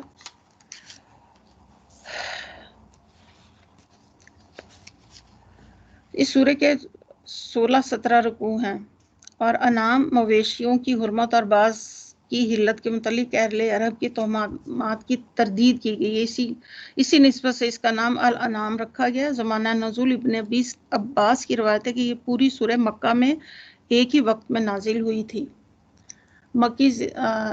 نازل ہوئی تھی، اور کہا جاتا ہے کہ یہ سورت اتری تو 70,000 فرشتے اس کے ساتھ تھے۔ اس صورت میں بنیادی طور پر مشرکین کے ساتھ ان کے اعتراضات اور ان کے اعمال کے بارے میں دلائل دیے گئے ہیں، اور کہتے ہیں کہ جس وقت فرشتے لے کے اسے اتر رہے تھے تو گنگناہٹ کی، یعنی کہ اللہ کا ذکر کر رہے تھے ساتھ۔ اس میں خاص طور پہ جو ہے آپ صلی اللہ علیہ وسلم کی مکی زندگی پر اگر نظر ڈالیں تو اس میں تو وہ دعوت اسلامی کے نقطۂ نظر سے ہمیں 4 بڑے بڑے نمایاں ادوار پر منقسم نظر آتی ہے۔ پہلا دور آغاز بعثت سے لے کر اعلان نبوت تک تقریباً 3 سال، جس میں دعوت خفیہ طریقے سے خاص آدمیوں کی دی گئی اور عام اہل مکہ کو اس کا علم تھا۔ نمبر 2 سال میں دوسرا دور اعلان نبوت سے لے کر ظلم و ستم اور فتنے کے آغاز تک تقریباً 2 سال، جس سے پہلے مخالفت شروع پھر اس سے مزاحمت کی، یہ واقعات بھی اس میں ہیں۔ پھر تیسرا دور آغاز فتنہ 5 نبوی سے لے کر ابو طالب اور حضرت خدیجہ کی وفات 10 ہجری میں ہوئی، تقریباً 5 سال۔ اس میں مخالفت انتہائی شدت اختیار کر کے بہت سے مسلمان کفار مکہ کے ظلم سے تنگ آ کر حبشہ کی طرف ہجرت کر گئے۔ اور چوتھا دور 10 ہجرت نبوی سے لے کر 13 نبوی تک تقریباً 3 سال۔ یہ چوتھا دور 10 نبوی سے لے کر 13 نبوی تک تقریباً 3 سال، یہ نبی صلی اللہ علیہ وسلم اور آپ کے ساتھیوں کے لیے انتہائی سختی اور مصیبت کا زمانہ تھا۔ مکہ میں آپ کی زندگی دوبھر ہو گئی تھی۔ طائف گئے تو وہاں پناہ نہ ملی۔ حج کے موقع پر عرب کے ایک ایک قبیلے سے اپیل کرتے رہے کہ آپ کی دعوت قبول کریں اور آپ کا ساتھ دیں، مگر ہر طرف سے کوڑا جواب ملا۔ اور ادھر اہل مکہ بار بار یہ مشورے کرتے کہ آپ کو قتل کر دیں یا قید کر دیں۔ تو ان حالات میں یہ سورت جو ہے نازل ہوئی۔ بسم اللہ الرحمن الرحیم۔ الحمد للہ الذی خلق السماوات والارض وجعل الظلمات والنور ثم الذین کفروا بربہم یعدلون۔ حمد کہتے ہیں، تعریف اللہ کے لیے جس نے زمین اور آسمان بنائے، روشنی اور تاریکیاں پیدا کی، پھر بھی وہ لوگوں پھر بھی وہ لوگ جنہوں نے دعوت حق کو ماننے سے انکار کیا دوسروں کو اپنے رب کا ہم اثر ٹھہرایا۔ ہم کہتے ہیں کسی کی تعریف میں، الحمد میں دو معنی تعریف اور شکر صرف اللہ رب العالمین ہی کے لیے مختص ہیں۔ کسی کی ایسی تعریف جس میں محبت اور تعظیم پائی جائے اس کے صفات کے کمال کی وجہ سے اور واقعی تعریف کے لائق ہو، جو تعریف کرنے والا اس کے دل میں اس کی محبت بھی ہو اور عظمت بھی ہو۔ وہ تعریف جو محبت کے بغیر ہو مدح کہلاتی ہے، جیسے بادشاہوں وغیرہ کی۔ قرآن مجید کی 5 صورتیں جن کا آغاز میں الحمد کا الفاظ آتا ہے، حمد اللہ ہی کے لیے کی جاتی اسی کی کامل صفات کی بنا پر۔ جب یہ کہہ دیا کہ ہم اللہ ہی کے لیے تو اس میں سے زمانہ نکل جاتا ہے، اس کا مطلب ہے کہ ہم تعریف ماضی حال مستقبل ہر وقت اللہ کے لیے، وہ تعریف کے لائق ہے اس کی صفات کمال کی وجہ سے، اسی لیے بھی اللہ تعالیٰ ہی خالق کے کائنات، اسی لیے الحمدللہ کہا۔ اللہ نے اندھیروں کو اندھیرے اور روشنی بنائی، اندھیرے زیادہ ہیں۔ ثم الذین کفروا بربہم، اللہ کی ربوبیت سے تو اہل مکہ بھی انکار نہیں کرتے تھے، مگر انہوں نے اللہ کی الوہیت سے کفر کیا اور اللہ کو ایک الہ نہیں قرار دیتے تھے اور اس کے ساتھ شریک کرتے تھے۔ آپ صلی اللہ علیہ وسلم کی دعوت کیا تھی؟ میں تمہیں اس اللہ کی طرف دعوت دیتا ہوں جو اکیلا ہے، وہ اللہ جب تم پر کوئی مصیبت آتی تم اسے پکارتے وہ تمہاری مصیبت کو دور کرتا ہے، جب تم کسی بیابان اور جنگل میں راستہ بھول جاتے ہو اور اس سے دعا کرو تو تمہیں پہچان جاتا ہے، اور جب تمہیں قحط سالی میں مبتلا ہوتے ہو تو اس سے دعا کرتے ہو تمہارے لیے پیدا اور ظاہر کر دیتا ہے۔ حمد شکر اللہ ہی کے لیے جو کہ اللہ رب ہے، مالک ہے، خالق ہے، الہ ہے اور وہی عبادت کے لائق ہے۔ هو الذی خلقکم من طین، انسانی جسم کے تمام اجزاء مٹی سے حاصل ہوئے، کوئی ایک ذرہ بھی غیر راضی نہیں، اسی لیے فرمایا کہ تمہیں مٹی سے پیدا کیا گیا، وہی ہے جس نے تمہیں مٹی سے پیدا کی، پھر تمہارے لیے زندگی کی ایک مدت مقرر کر دی، ایک دوسری مدت بھی جو اس کے ہاں طے شدہ ہے، یعنی قیامت کی گھڑی طے شدہ ہے، قیامت کی گھڑی جبکہ تمام اگلے پچھلے انسان جو ہیں از سر نو زندہ کیے جائیں گے اور حساب دینے کے لیے اپنے رب کے سامنے حاضر ہو جائیں گے، مگر تم ہو ثم انتم تمترون، مگر تم ہو کہ شک میں پڑے ہوئے ہو۔ وَهُوَ الَّذِي وَهُوَ اللَّهُ فِي السَّمَاوَاتِ وَفِي الْأَرْضِ يَعْلَمُ سِرَّكُمْ وَجَهْرَكُمْ وَيَعْلَمُ مَا تَكْسِبُونَ، اور وہی ایک خدا ہے جس سے ایک خدا آسمانوں میں بھی ہے اور زمین میں بھی، تمہارے کھلے اور چھپے سب حال جانتا ہے، اور جو برائی یا بھلائی تم کماتے ہو اس سے خوب واقف ہے۔ آیت نمبر 4 میں اللہ تعالیٰ فرماتے ہیں، لوگوں کا حال یہ کہ ان کے رب کی نشانیوں میں سے کوئی نشانی ایسی نہیں جو ان کے سامنے ہو اور انہوں نے اس سے منہ نہ موڑا ہو، یعنی اعراض کا مطلب نشانیوں میں غور و فکر چھوڑ دینا، جبکہ غور و فکر کرنا واجب ہے۔ کائنات کی نشانیوں میں غور و غوض فکر کرنا اللہ کی معرفت حاصل ہوتی ہے، اللہ تعالیٰ سے محبت پیدا ہوتی ہے، اللہ کی قدر و قیمت سامنے آتی ہے، قدرت سامنے آتی ہے، پھر اسی کے سامنے جھکنے کو جی چاہتا ہے۔ لوگوں کا حال یہ کہ ان کے رب کی نشانیوں میں سے کوئی نشانی ایسی نہیں جو ان کے سامنے آئی ہے اور انہوں نے اسے چنانچہ اب جو حق ان کے پاس آیا اسے بھی انہوں نے جھٹلا دیا۔ اچھا، جس چیز کا وہ اب تک مذاق اڑاتے ہیں عنقریب اس کے متعلق کچھ خبریں انہیں پہنچیں گی۔ جب کوئی مصیبت آئے تو غور و فکر کریں کہ کیوں آئی، اس میں کیا غلطی ہوئی، اس غلطی کو سوچ کر توبہ استغفار ہمیں کرنا چاہیے۔ انہوں نے دیکھا نہیں کہ اس سے پہلے بھی کتنی قومیں ہلاک کر چکے جن کا اپنے زمانے میں دور دورہ رہا، ان کو ہم نے زمین میں وہ اقتدار بخشا تھا جو تمہیں نہیں بخشا، ان پر ہم نے آسمان سے خوب بارشیں برسائیں اور ان کے نیچے نہریں بہا دیں، فَأَهْلَكْنَاهُمْ بِذُنُوبِهِمْ وَأَنشَأْنَا مِن بَعْدِهِمْ، مگر جب انہوں نے کفران نعمت کیا تو آخرکار ہم نے ان کے گناہوں کی پاداش میں انہیں غرق کر دیا، تباہ کر دیا، ان کی جگہ دوسری قوموں کو اٹھایا۔ کس وجہ سے؟ گناہ کی وجہ سے۔ اے پیغمبر صلی اللہ علیہ وسلم، اگر ہم تمہارے اوپر کوئی کاغذ میں لکھی لکھائی کتاب بھی اتار دیتے اور لوگ اسے اپنے ہاتھوں سے چوک کر بھی دیکھ لیتے، تب بھی جنہوں نے حق کا انکار کیا وہ یہی کہتے کہ یہ تو سریحن جادو ہے۔ پھر کہتے ہیں کہ اس نبی پر کوئی فرشتہ نہیں اتارا گیا، یعنی جب یہ شخص خدا کی طرف سے پیغمبر بنا کر بھیجا گیا تو آسمان سے ایک فرشتہ اترنا چاہیے تھا جو لوگوں سے کہتا کہ یہ اللہ کا پیغمبر ہے، اس کی بات مانو ورنہ تمہیں سزا دے دی جائے گی۔ اور اگر کہیں ہم نے فرشتہ اتار دیا ہوتا تو اب تک کبھی کا فیصلہ ہو چکا ہوتا، پھر انہیں کوئی مہلت نہ دی جاتی۔ یہ ان کے اعتراض کا پہلا جواب تھا کہ ایمان لانے اور اپنے طرز عمل کی اصلاح کر لینے کے لیے جو مہلت تمہیں ملی ہوئی ہے یہ اسی وقت تک ہے جب تک حقیقت پردہ غیب میں پوشیدہ ہے، ورنہ جہاں غیب کا پردہ چاک ہوا پھر مہلت کا کوئی موقع نہ رہے گا۔ پھر اگر ہم فرشتہ اتارتے تب بھی وہ انسانی شکل میں ہی اتارتے، اسی طرح انہیں شبہ میں مبتلا کر دیتے جس میں اب یہ مبتلا ہیں۔ یعنی ان کے اعتراض کا دوسرا جواب یہ کہ فرشتے کے آنے کی پہلی صورت یہ ہو سکتی تھی کہ وہ لوگوں کے سامنے اپنی اصلی غیبی صورت میں ظاہر ہوتا، لیکن اوپر بتایا کہ ابھی اس کا وقت نہیں آیا۔ دوسری صورت باقی کے انسانی صورت میں آتا، یہ بتایا گیا یہاں۔ پھر آگے اللہ تعالیٰ فرماتے ہیں اے محمد صلی اللہ علیہ وسلم، آیت نمبر 10 میں، تم سے پہلے بھی بہت سے رسولوں کا مذاق اڑایا جا چکا، مگر ان مذاق اڑانے والوں پر آخرکار وہی حقیقت مسلط ہو کر رہی جس کا وہ مذاق اڑاتے تھے۔ ان سے کہو ذرا زمین میں چل کر دیکھ لو جھٹلانے والوں کا انجام۔ جب دین کی وجہ سے مذاق اڑایا جائے تو غم نہ کریں، اس کام کو نہ چھوڑیں، کیونکہ پیغمبروں کا بھی مذاق اڑائے۔ بعض اوقات گھر کے اندر بھی مذاق، اور بعض اوقات گھر کے اندر سے باہر بعض اوقات مذاق اڑانے والے شروع میں لا علمی کی بنا پر باتیں بناتے، پھر ایک وقت آتا ہے کہ سب اس میں تعاون کرنے لگتے ہیں، اور جو کام اللہ کے لیے کیا جاتا ہے وہ بندوں کی باتیں بنانے کی وجہ سے چھوڑا نہیں جاتا۔ یہ ہماری نیت کا ٹیسٹ ہوتا ہے۔ پھر آیت نمبر 12 میں اللہ فرماتے قُلْ مَن مَا فِي السَّمَاوَاتِ وَالْأَرْضِ، ان سے پوچھو آسمانوں اور زمین میں جو کچھ ہے وہ کس کا ہے؟ قُلِ اللَّهُ، کہو سب اللہ ہی کا ہے، اس نے رحم اور کرم کا شیوا اپنے اوپر لازم کر لیا ہے، اس لیے وہ نافرمانی اور سرکشیوں پر تمہیں جلدی سے نہیں پکڑتا۔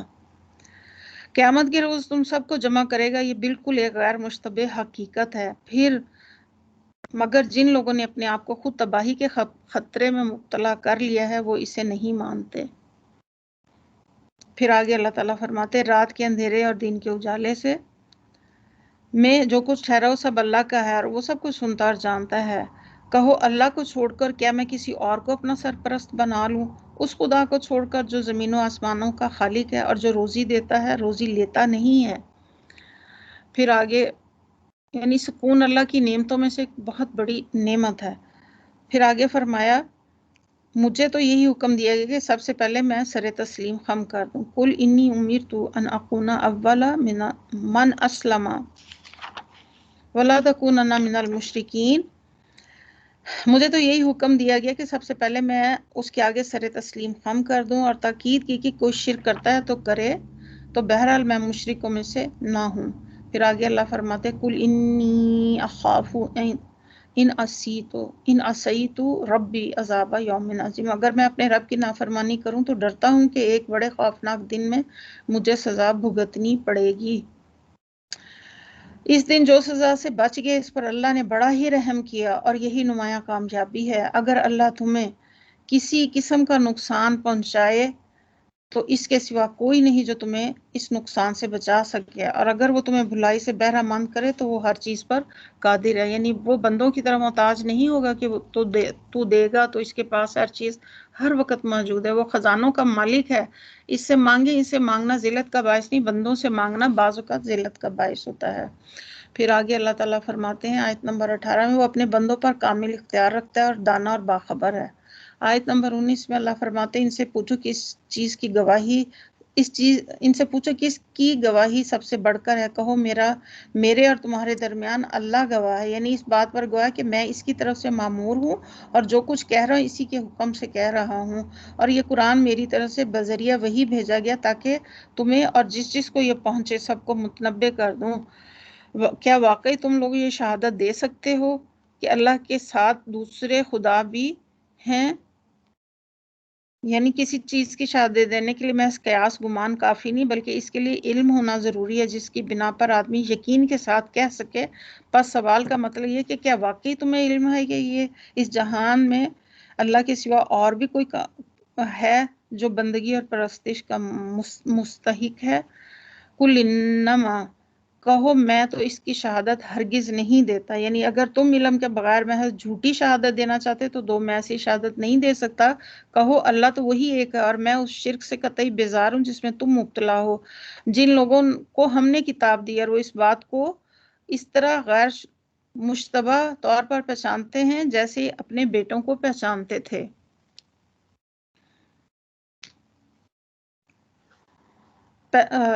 مگر انہوں نے اپنے آپ کو خود خسارے میں ڈال لیا، وہ اسے نہیں مانتے۔ اور اس شخص سے بڑھ کر ظالم کون ہوگا جو اللہ پر جھوٹا بہتان، یعنی یہ دعویٰ کرے کہ اللہ کے ساتھ دوسری بہت سی ہستیاں بھی خدا میں شریک ہیں، خدائی صفات سے متصف ہیں۔ یہاں پہ یہ کہ کون ہے جو اللہ پر جھوٹ بہتان لگاتا ہے یا اللہ کی نشانیوں کو جھٹلائے؟ یقیناً لا یفلح الظالمون، ایسے ظالم کبھی بھی فلاح نہیں پا سکتے۔ اللہ کی نشانیوں سے مراد وہ ہیں جو انسان کے اپنے نفس اور ساری کائنات میں پھیلی ہوئی ہیں، اور وہ جو بھی پیغمبر کی سیرت اور اس کے کارناموں میں ظاہر ہے، اور وہ بھی جو کتاب آسمانی میں پیش کی گئی ہے۔ ساری نشانیاں ایک حقیقت کی طرف رہنمائی کرتی ہیں۔ وَيَوْمَ، اور جس روز ہم ان سب کو اکٹھا کریں گے اور مشرکوں سے پوچھیں گے کہ اب وہ تمہارے شریک ٹھہرائے ہوئے کہاں ہیں جن کو تم اپنے خدا سمجھتے تھے، تو اس کے سوا کوئی فتنہ نہ اٹھا سکیں گے۔ آیت نمبر 23 میں اللہ فرماتے ہیں پھر وہ وہاں اپنے ہی عمل کو جھٹلا دیں گے، شرک کا انکار کر دیں گے۔ پھر آگے فرمایا یہ جھوٹا بیان دے، اے ہمارے آقا تیری قسم ہم ہرگز مشرک نہ تھے۔ پھر آیت نمبر 24 میں اللہ تعالیٰ فرماتے ہیں دیکھو اس وقت یہ کس طرح اپنے اوپر جھوٹ گھڑیں گے اور وہاں ان کے سارے بناوٹی معبود گم ہو جائیں گے۔ پھر آیت نمبر 25 میں اللہ تعالیٰ فرماتے ہیں ان میں سے بعض لوگ ایسے ہیں جو کان لگا کر تمہاری باتیں سنتے ہیں، مگر حال یہ کہ ہم نے ان کے دلوں پر پردے ڈال رکھے ہیں جس کی وجہ سے وہ اس کو کچھ نہیں سمجھتے، اور ان کے کانوں میں گرانی ڈال دی، یہ سب کچھ سننے پر بھی کچھ نہیں سنتے، خواہ وہ کوئی نشانی دیکھ لیں اس پر ایمان نہ لائیں گے۔ حد یہ ہے کہ جب کوئی تمہارے پاس آ کر تم سے جھگڑتے ہیں تو ان میں سے جن لوگوں نے انکار کا فیصلہ کر لیا وہ سارے باتیں سننے کے بعد یہی کہتے ہیں یہ ایک داستان ہے۔ ایک ہی کتاب ہوتی، کچھ لوگ سنتے اور پڑھتے ہیں، ان کے دل پگھل جاتے ہیں اور زندگیاں بدل جاتی ہیں، مگر کچھ لوگ ہوتے ہیں جو بھٹک جاتے ہیں، جو اسی کے ذریعے سے عزت پاتے ہیں اور کچھ اسی کو چھوڑ کر ذلیل ہو جاتے ہیں۔ تو اس لیے ضروری کہ ہم اللہ سے دعا مانگتے رہیں کہ اس کتاب سے اللہ تعالیٰ ہمیں ہدایت عطا فرمائے۔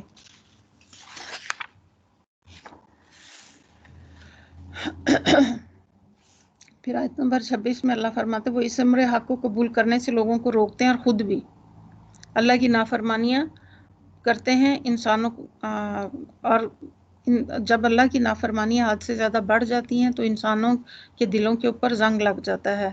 اگر ہمیں قرآن سمجھ نہ آئے تو اس راہ میں بھی گناہ حائل ہوتے ہیں، تو استغفار کرنا چاہیے کہ کیا پتہ کون سا گناہ رکاوٹ کر رہا ہے، اور خود بھی اسے دور بھاگتے ہوئے سمجھتے ہیں کہ اس حسرت سے تمہارا کچھ بگاڑ رہے ہیں، حالانکہ دراصل وہ خود اپنی ہی تباہی کا سامان کر رہے ہوتے ہیں، انہیں اس کا شعور نہیں ہوتا۔ کاش، آیت نمبر 27 میں اللہ تعالیٰ فرماتے ہیں کہ کاش تم اس وقت کی حالت دیکھ سکتے جب وہ دوزخ کے کنارے کھڑے کیے جائیں گے، اس وقت وہ کہیں گے کاش کوئی صورت ایسی ہو کہ ہم دنیا میں پھر واپس چلے جائیں اور اپنے رب کی نشانی کو نہ جھٹلائیں اور ایمان لانے والوں کے ساتھ شامل ہو جائیں۔ 28 آیت ہے، در حقیقت یہ بات وہ محض اس وجہ سے کہتے ہیں کہ جس حقیقت پر انہوں نے پردہ ڈال رکھا تھا وہ اس وقت بے نقاب ہو کر ان کے سامنے آ چکی ہوگی۔ آیت نمبر 29 میں ورنہ اگر انہیں سابقہ زندگی کی طرف واپس بھیجا جائے تو پھر وہ وہی سب کچھ کریں گے جس سے انہیں منع کیا گیا، تو وہ تو ہیں ہی جھوٹے۔ یعنی اہل مکہ میں کچھ لوگ تھے جو اللہ، یوم آخرت وغیرہ کو نہیں مانتے تھے، اسی لیے اپنی خواہش کے اظہار میں جھوٹ ہی سے کام لے گئے۔ 29 آیت پھر آج یہ لوگ کہتے کہ زندگی کچھ بس یہی زندگی، دنیا کی زندگی، اور ہم مرنے کے بعد ہرگز دوبارہ نہ اٹھائے جائیں گے۔ آیت نمبر 30 میں اللہ فرماتے ہیں کاش وہ منظر تم دیکھ سکو جب یہ اپنے رب کے سامنے کھڑے کیے جائیں گے، اس وقت ان کا رب ان سے پوچھے گا کیا یہ حقیقت نہیں ہے؟ یہ کہیں گے ہاں اے ہمارے رب یہ حقیقت ہے۔ وہ فرمائے گا اچھا تو اب اس انکار کی پاداش میں عذاب کا مزہ چکھو۔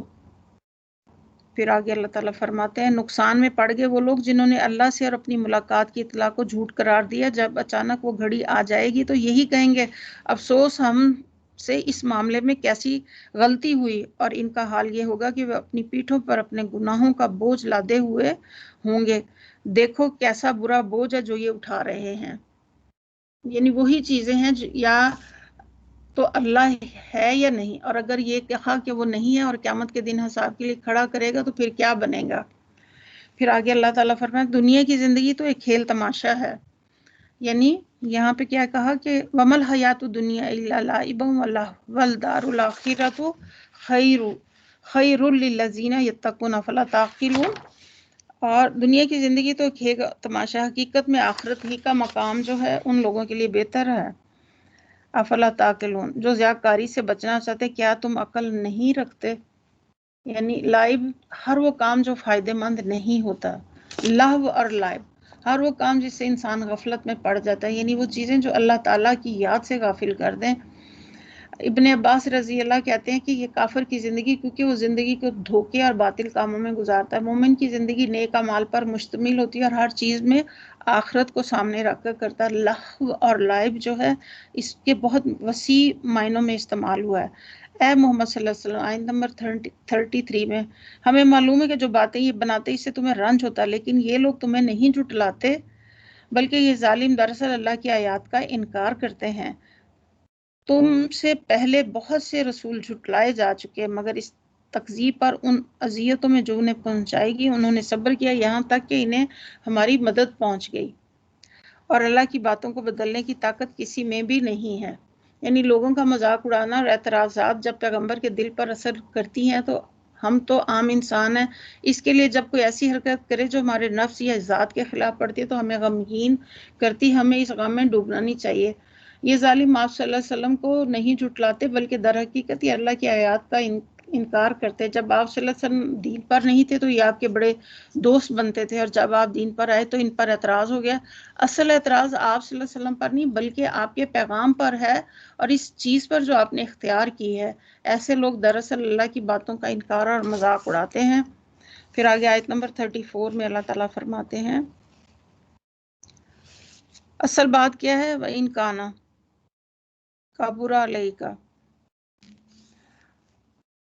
کہ جو لوگ، پھر آگے فرمایا اللہ کی باتوں کو بدلنے کی طاقت نہیں رکھتے، پچھلے رسولوں کے ساتھ جو کچھ پیش ہے ان کی خبریں تمہیں پہنچ ہی چکی، تاکہ اگر ان لوگوں کی بے رخی تم سے برداشت نہیں ہوتی، اگر تم میں کچھ زور ہے تو زمین میں کوئی سرنگ ڈھونڈو یا آسمان میں سیڑھی لگاؤ اور ان کے پاس کوئی نشانی لے آؤ، اللہ اگر چاہتا تو سب کو جمع کر لیتا۔ فَلَا تَكُونَنَّ مِنَ الجَّاهِلِينَ، لہٰذا نادان مت بنو، دعوت حق پر لبیک کہتے وہی کہتے ہیں۔ تو یہاں پر ہمارا جو ہے ہاف پارا ہوتا ہے، 5 منٹ کا ہم وقفہ لے لیتے ہیں، اس کے بعد پھر انشاءاللہ ہم دوبارہ اسے شروع کریں گے۔